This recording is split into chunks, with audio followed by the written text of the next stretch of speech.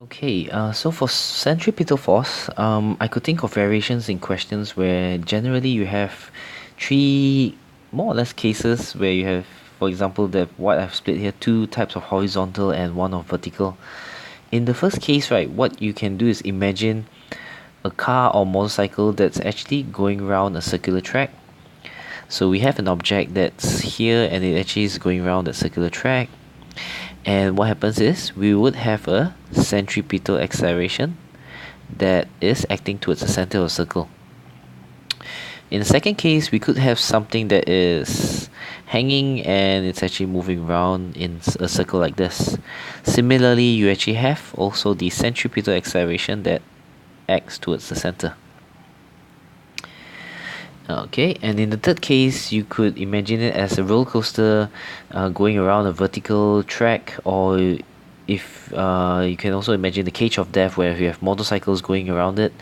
If we put an object here and it moves in a circle, it would have a centripetal acceleration directed towards the center in this fashion.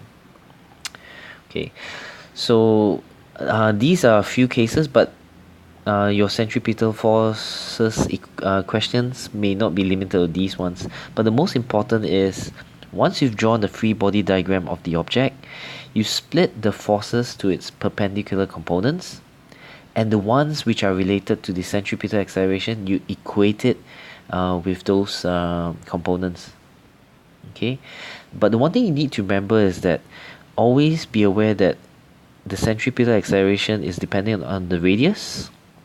Okay, so you must get the radius correct, and of course the tangential speed. Okay, let's look for example of this question here on the right. So we have a roller coaster that is going around the top of the track. So what happens is, so this is the top of the track. So we have a roller coaster here.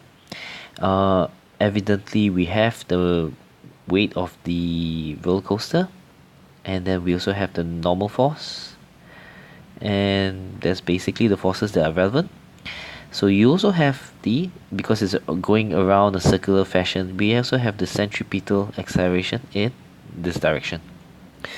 So let's set y going upwards as the positive direction. So when I look at forces in y,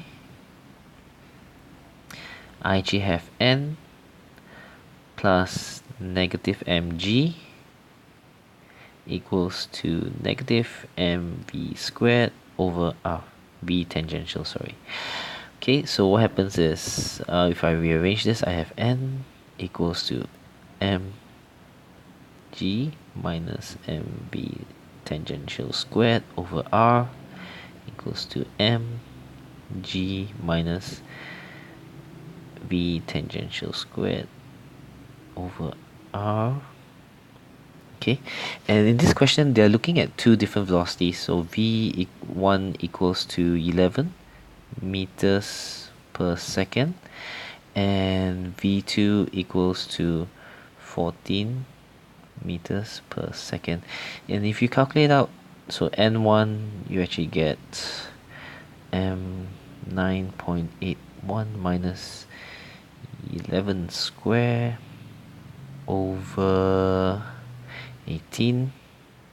That gives me something like positive 3.087, whereas for the n2 in the second situation I actually have 9.81 minus 14 squared over 18, and this actually, because the value here now is actually larger, you get a negative value, so 1.028.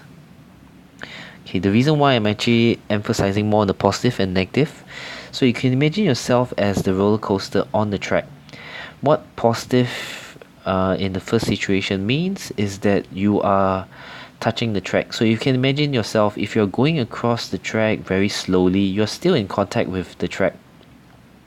Whereas in case n2 equals to negative, it's not exactly the best way to say normal force is negative, but you can imagine it as if you're going over the track very fast, it seems like you are will be somewhat lifted off if you are the roller coaster, lifted off the track when you're too fast.